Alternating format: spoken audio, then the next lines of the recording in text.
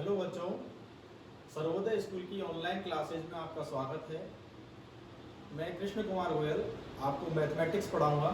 आज हमारा पहला टॉपिक है त्रिकोणमितीय फलन, आपकी एक्सरसाइज नंबर 3। देखिए, त्रिकोणमिति के बारे में आप 9th क्लास 10th क्लास से पढ़ते आ रहे हो। सबसे पहले हम बेसिक की बात करते हैं। तो त्रिकोणमितीय फलन कह लीजिए या फिर त्रिकोणमितीय अनुपात। देखिए, त्रिकोणमितीय फलन या त्रिकोणमितीय अनुपात कितने होते हैं। देखिए, पहला होता है साइन थीटा, दूसरा होता है कॉस थीटा, थर्ड है टेन थीटा, चौथा है साइन का अपोजिट कॉसेक थीटा, कॉस का उल्टा सेक थीटा और टेन का उल्टा कॉट थीटा। देखिए, इन अनुपातों को हम कैसे निकालते थे। एक समकोण त्रिभुज हुआ करता था। जैसे हमने कोई समकोण त्रिभुज ले लिया ए बी सी, यहाँ पर एक कोण हो गया 90 डिग्री का।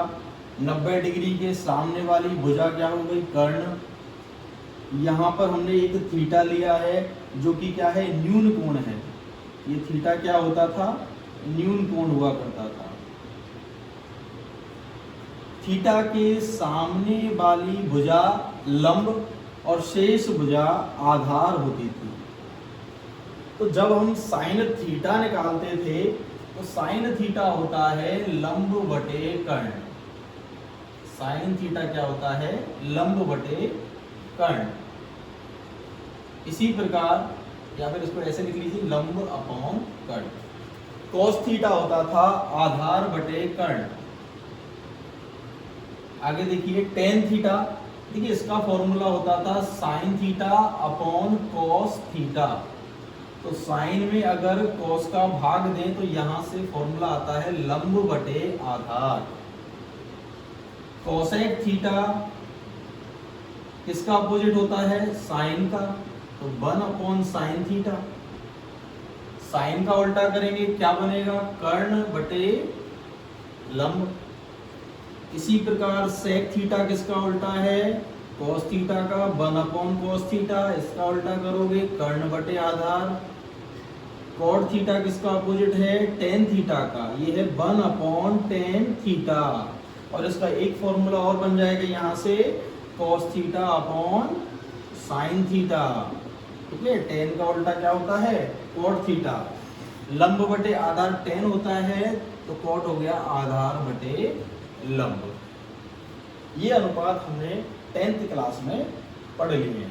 इसके बाद बच्चों आपने सर्व समीकरण पढ़ी हैं। 3 प्रकार की सर्व समीकरण होती हैं।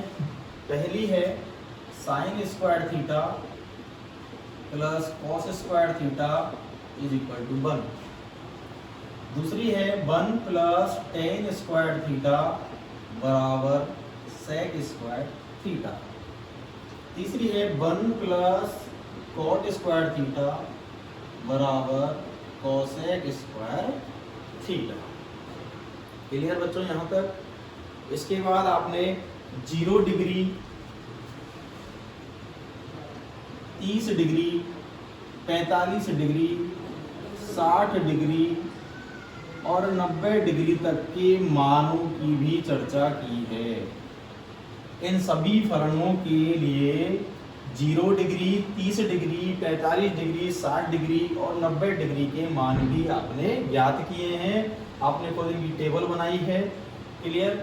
इसके बाद साइन ऑफ 90 माइनस थीटा, ये भी आपने पढ़ लिया है। क्या होता है, cos theta. Cos of 90 minus theta क्या होता है, साइन थीटा। इसी प्रकार टेन ऑफ 90 माइनस थीटा क्या होता है, cot theta. Cot of 90 minus theta क्या होता है, टेन थीटा। आगे sec of 90 minus theta, sec किस में चेंज होता है, कॉसेक में, और कॉसेक किस में चेंज हो जाता है, सेक में। तो देखिए, याद रखने वाली बात यही है कि साइन कॉस में चेंज होता है कब, जब यहाँ पर क्या हो, 90 डिग्री हो। तो साइन फलन इसमें हो जाता है कॉस में चेंज, कॉस का फलन साइन में, टेन कॉट में, कॉट टेन में, इसी प्रकार सेक कोसेक में और कोसेक सेक में हो जाता है। तो देखिए बेसिक हमने ये सब कुछ 10th तक पढ़ लिया है। इसके बाद बात आती है इस थीटा की या फिर कोण। तो कोण क्या होता है, देखिए बच्चों,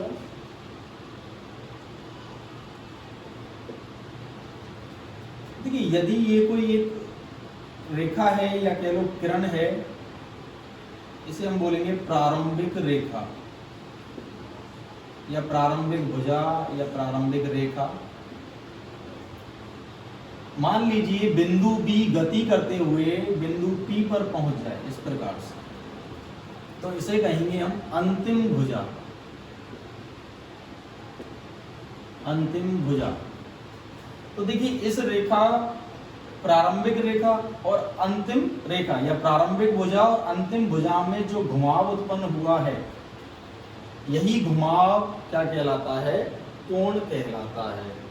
अगर इसी घुमाव को देखिए, इसी घुमाव को अगर एक समकोण कर दिया जाए तो यही घुमाव इस तरह हो जाएगा। अगर इसी घुमाव को देखिए एक समकोण के बाद दो समकोण कर दिए जाएं तो यह घुमाव इस प्रकार हो जाएगा।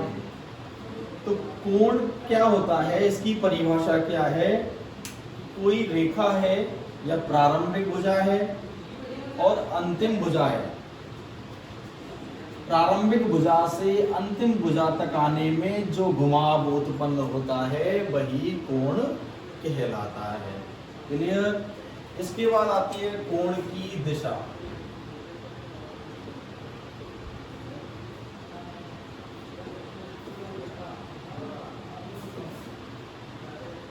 देखिए कोण की दिशा क्या होती है, देखिए मैं यहां पर दो डायग्राम बना रहा हूं, पहला इस प्रकार से और दूसरा है इस प्रकार से।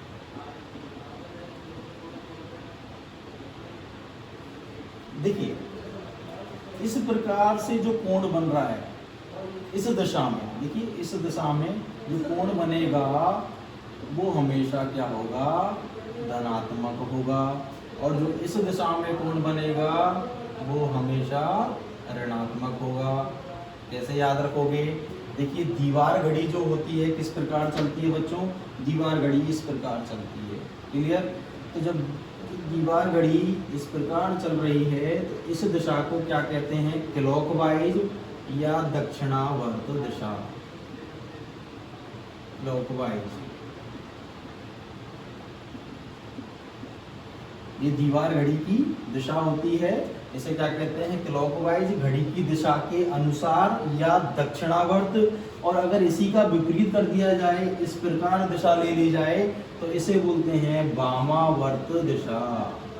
क्या बोलते हैं, वामावर्त दिशा, मतलब घड़ी की विपरीत दिशा, एंटी क्लॉकवाइज। क्या मतलब है, घड़ी की दिशा के विपरीत, एंटी का मतलब विपरीत दिशा, दीवार घड़ी की ये दिशा और वामावर्त दिशा का मतलब उसकी विपरीत दिशा। तो देखिए ये जो अपनी दिशा होती है इसे कोण की दिशा माना जाता है, मतलब इसे धनात्मक दिशा माना जाता है। अगर हम घड़ी की दिशा में चलते हैं या दक्षिणावर्त दिशा में चलते हैं तो वह कोण ऋणात्मक माना जाता है, उसे कोण की ऋणात्मक दिशा कहते हैं। जैसे देखिए अगर हम, देखिए ये अपना एक्स अक्ष है, एक्स अक्ष को, ये ध्यान रखना बच्चों, एक्स अक्ष को हम 0 डिग्री लाइन मानते हैं। क्या मानते हैं, 0 डिग्री लाइन मानते हैं। किसको, धनात्मक एक्स अक्ष को। देखिए इधर क्या होता है, ऋणात्मक एक्स, इधर क्या होता है, धनात्मक वाई, और इधर क्या होता है, ऋणात्मक वाई। तो धनात्मक एक्स अक्ष, धनात्मक एक्स अक्ष को अपनी आधार रेखा माना जाता है। क्या माना जाता है, आधार रेखा माना जाता है। यहाँ कोण का मान 0 डिग्री होता है। अब सपोज कीजिए, मान लीजिए आपको 60 डिग्री का कोण बनाना है, तो आप इस तरह से यहाँ पर 60 डिग्री का कोण बनाएंगे। क्यों बनाएंगे? देखिए यहाँ से इसका घुमाव किस दिशा में आ रहा है बच्चों? घड़ी की विपरीत दिशा में आ रहा है, इस दिशा में आ रहा है। क्लियर? और ये दिशा कौन सी होती है? धनात्मक होती है।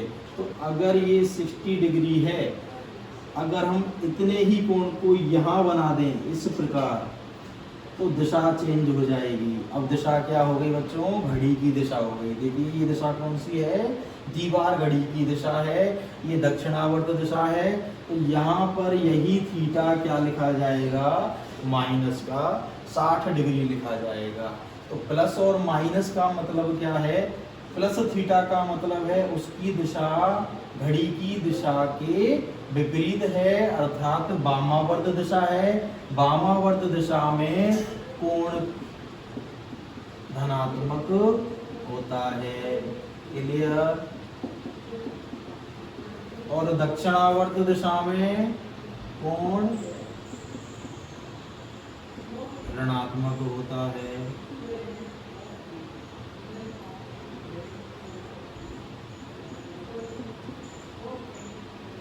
क्लियर बच्चों? यहाँ तक आगे चलते हैं। देखिए अब कोण की दिशा हो गई, कोण की परिभाषा हो गई। इसके बाद आता है कोण का मापन। कोण को मापना कैसे है? देखिए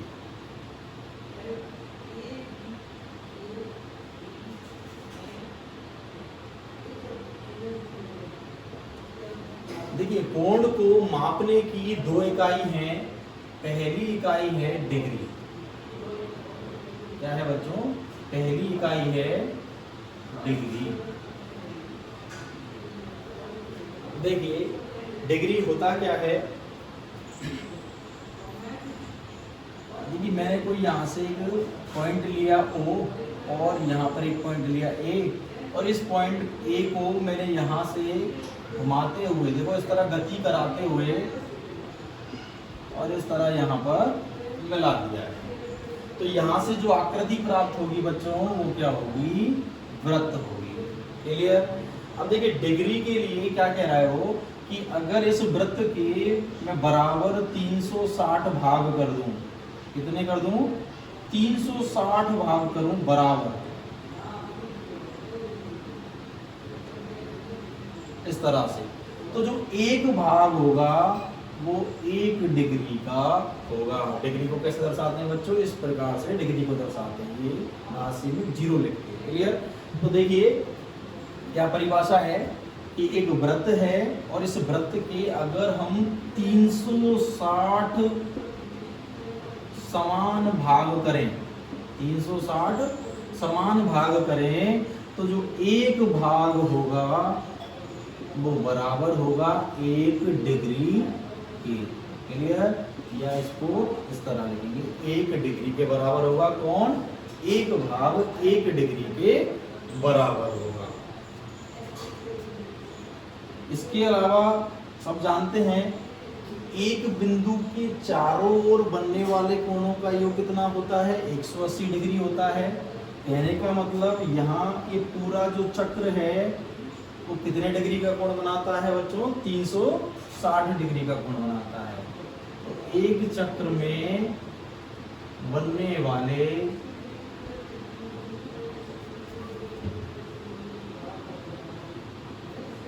कोणों का योग क्या होता है? 360 डिग्री होता है। देखिए यहाँ पर इसी में आगे अगर 1 डिग्री के भी, देखिए पहले हमने पूरे वृत्त के 360 समान भाग किए तो एक भाग 1 डिग्री के बराबर होता है। इसके बाद यदि 1 मिनट के भी 60 भाग और किए जाएं, यदि 1 डिग्री के भी 60 बराबर भाग और किए जाएं तो एक भाग 1 मिनट कहलाता है। अर्थात 1 डिग्री जो है वो 60 मिनट के बराबर होता है और मिनट को डैश से इस प्रकार दर्शाया जाता है। और इसको पढ़ेंगे क्या? 60 या 60 मिनट। इसी प्रकार यदि मिनट के भी हम आगे देखिए भाग कर सकते हैं, और 1 मिनट बराबर होता है 60 सेकेंड। क्या होता है? 60 सेकेंड। वो देखिए बच्चों, पूरे वृत्त के 360 बराबर भाग किए तो 1 भाग 1 डिग्री के बराबर होता है। 1 डिग्री के 60 बराबर भाग किए तो 1 भाग 1 मिनट के बराबर होता है। तो 1 डिग्री में कितने मिनट हो गए? 60 मिनट हो गए। इसी प्रकार 1 मिनट के भी हम आगे 60 भाग और करते हैं तो हमें सेकंड प्राप्त होता है। 1 मिनट में कितने सेकंड होंगे? 60 सेकंड होंगे। क्लियर बच्चों?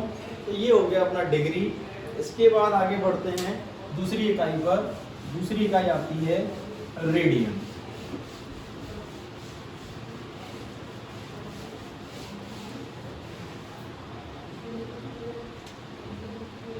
देखिए दूसरी इकाई है रेडियन।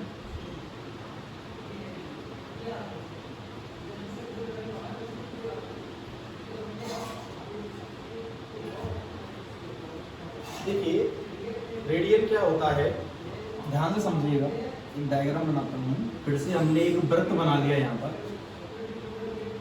और इसकी कोई एक त्रिज्या ये आर हो गई, ठीक है। अच्छा, वृत्त पर कोई भी, देखिए ये चीज क्या है? परिधि है। परिधि पर अगर मैं यहाँ पर कोई भी टुकड़ा अगर थोड़ा सा इसका काटता हूँ तो वो चीज क्या कहलाती है बच्चों? चाप कहलाता है। ये सभी जानते हैं कि परिधि का कोई भी भाग क्या कहलाता है? चाप कहलाता है। तो इस क्वेश्चन में देखिए मैंने यहाँ पर त्रिज्या ले ली 1 इकाई। अब वो 1 सेंटीमीटर हो सकती है, 1 mm हो सकती है, 1 मीटर भी हो सकती है, परंतु उसका मान कितना होगा? 1 होगा, ठीक है। देखिए इसको यहाँ मिलाया, ये भी क्या हो गई? त्रिज्या हो गई। कितनी हो गई बच्चों? वही r बराबर 1, 1 हो गई। और ये ए भी हो गया इसके चाप की लंबाई। देखिए, और चाप की लंबाई भी हमने कितनी ली है? 1 इकाई ली। त्रिज्या ऐसा वृत्त जिसकी त्रिज्या भी 1 इकाई हो तथा चाप की लंबाई भी क्या हो? 1 इकाई हो। तो यहाँ केंद्र पर जो कोण अंतरित होगा, जो कोण बनेगा बच्चों, वो बनेगा 1 रेडियन का, और रेडियन को लिखा जाता है 1 और छोटे सी के द्वारा इसको दर्शाया जाता है। तो यहाँ जो थीटा बनेगा वो थीटा बनेगा 1 रेडियन, या इसको ऐसे लिखेंगे 1 और ये छोटा सी, इसका मतलब होता है रेडियन। फिर से सुनिए, ऐसा वृत्त या फिर इकाई त्रिज्या वाले वृत्त तथा इकाई लंबाई के चाप द्वारा केंद्र पर अंतरित कोण कितने रेडियन का होता है? 1 रेडियन का होता है।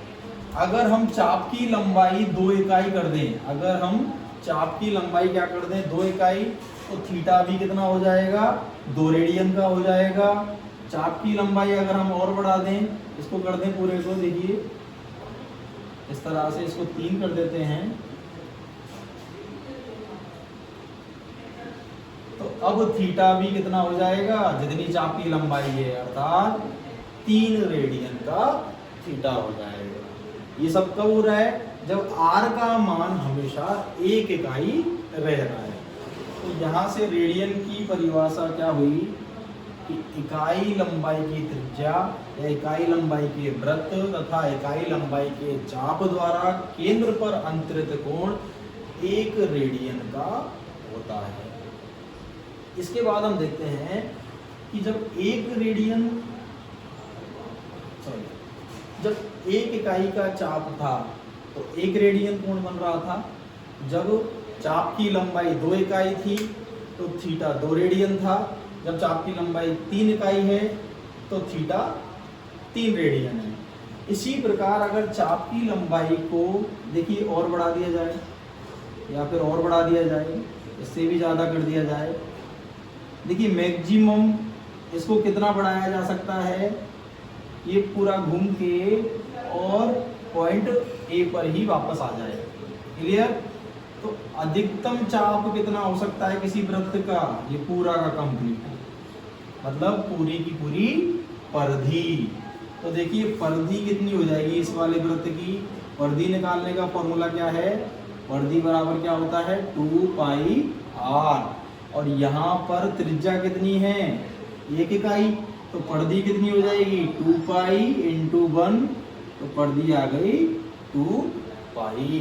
यहाँ से पर्दी क्या निकल के आई है 2 पाई। इस पूरी पर्दी की लंबाई क्या होगी बच्चों 2 पाई होगी। क्यों होगी, पर्दी निकालने का सूत्र क्या होता है 2 पाई r, यहाँ पर r बराबर 1 है, इकाई त्रिज्या का वृत्त है, तो इसकी पर्दी हो गई 2 पाई।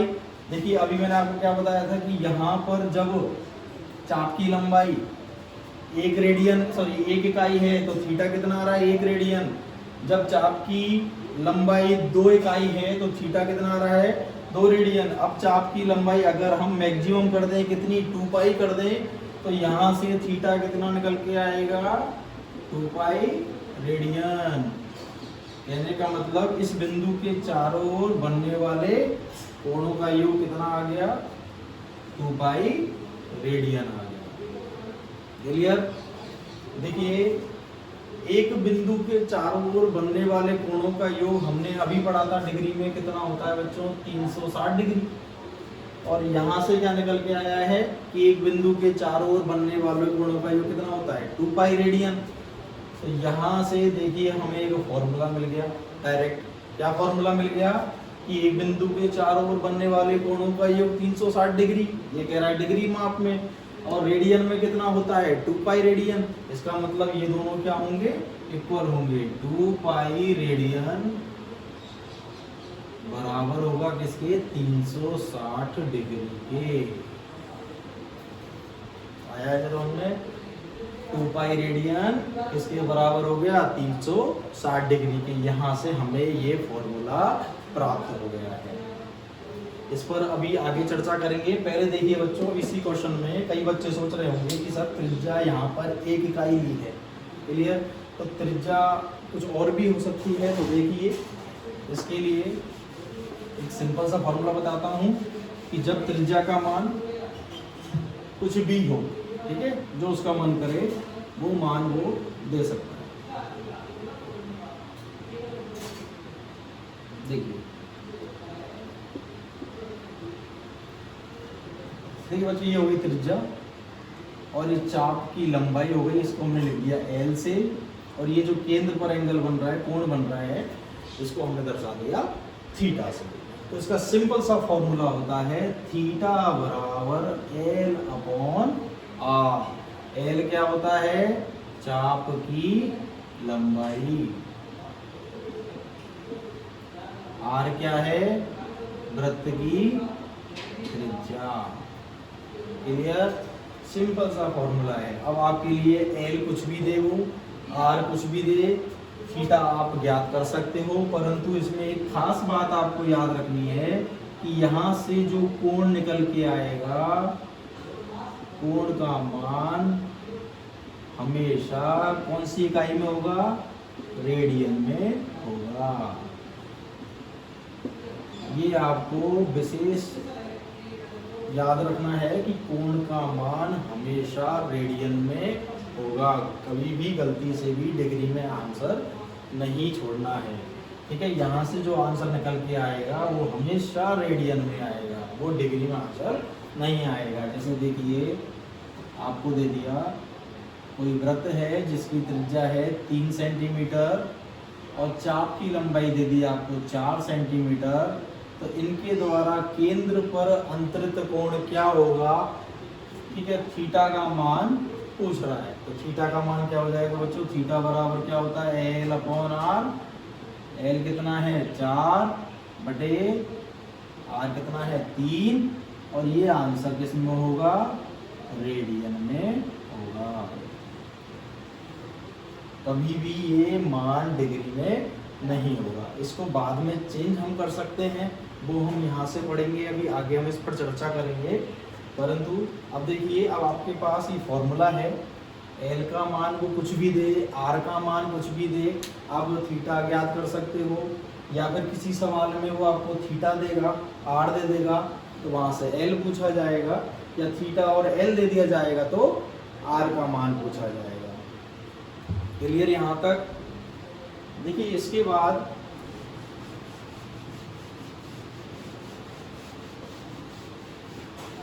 यहाँ से फॉर्मूला निकल के आया था 2 पाई रेडियन, देखिए 2 पाई रेडियन बराबर 360 डिग्री। तो बच्चों यहीं से देखिए 2 पाई बराबर 360 है, तो पाई बराबर क्या हो जाएगा, देखिए 2 का भाग दे दिए, पाई बराबर क्या आ गया 180 डिग्री। ये भी इंपॉर्टेंट फॉर्मूला है, क्लियर। तो देखिए पाई रेडियन बराबर इतना है, अगर मैं यहाँ से 1 रेडियन की वैल्यू निकालता हूँ, पाई रेडियन कितना है 180 डिग्री है, तो 1 रेडियन क्या हो जाएगा 180 बटे पाई और डिग्री। देखिए आराम से देखिए बच्चों, पाई रेडियन की वैल्यू कितनी है 180 डिग्री, देखिए 2 पाई रेडियन 360, तो पाई रेडियन कितना हो गया 180 डिग्री, तो 1 रेडियन कितना हो गया 180 बटे पाई डिग्री। इसी प्रकार देखिए 180 डिग्री बराबर क्या हो गया पाई रेडियन, तो 1 डिग्री बराबर क्या हो जाएगा पाई बटे 180 रेडियन। देखिए ये दूसरा फॉर्मूला आ गया है। देखिए बच्चों पहला फॉर्मूला ये आया था, इसी से देखिए अगला फॉर्मूला क्या आ गया कि 1 रेडियन बराबर 180 बटे पाई डिग्री। यहाँ 1 डिग्री बराबर आ गया पाई बटे 180 रेडियन। देखिए जैसे आपसे पूछा जाए कि 5 डिग्री में कितने रेडियन होंगे, तो जब हमें 1 डिग्री का पता है 1 डिग्री बराबर इतना है, तो 5 डिग्री कितना हो जाएगा, तो 5 से गुणा करा देंगे किसको पाई बटे 180 को। यहाँ से आ गया 5 से इसको काटा 36 बार, यहाँ से आ गया पाई बटे 36 रेडियन। देखिए इसी प्रकार 30 डिग्री को हमें रेडियन में चेंज करना है, तो क्या करेंगे, हमें पता है 1 डिग्री बराबर क्या होता है पाई बटे 180। देखिए 1 डिग्री बराबर क्या होता है पाई बटे 180 रेडियन, तो 30 डिग्री बराबर क्या हो जाएगा पाई बटे 180 इंटू 30। तो यहाँ से इसको काटोगे 6 बार, तो ये आ गया पाई बटा 6 रेडियन। इसी प्रकार अगर आपको चाहिए 45 डिग्री, तो देखिए पाई बटे 180 इंटू 45, तो यहाँ से ये कितनी बार कटेगा बच्चों 4 बार, तो यहाँ से क्या आ जाएगा पाई बाई 4, पाई बटा 4।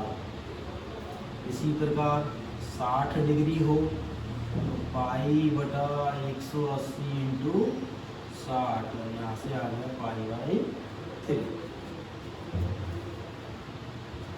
आगे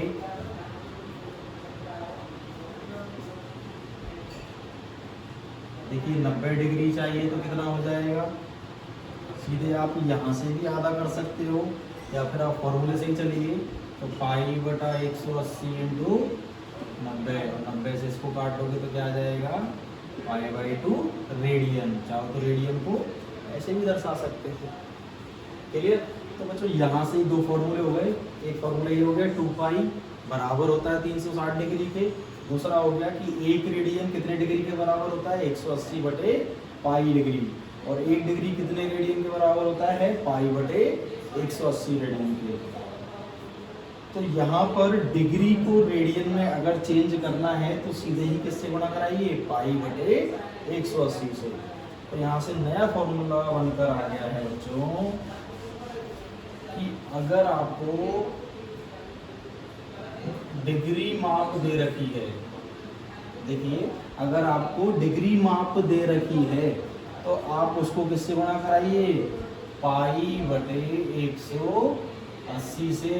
तो यहाँ से आपको क्या मिलेगा आंसर में रेडियन माप मिलेगा। देखिए बहुत ही इंपॉर्टेंट महत्वपूर्ण सूत्र बन गया ये कि अगर डिग्री माप दे रखा है और उसको रेडियन माप में बनाना है तो उसको सीधे आप पाई बटे 180 से गुणा कर दीजिए, क्या बन जाएगा रेडियन माप बन जाएगा। और इसी का उल्टा दूसरा फॉर्मूला क्या हो जाएगा, अगर आपको रेडियन माप दिया हुआ है, अगर आपको रेडियन माप दिया हुआ है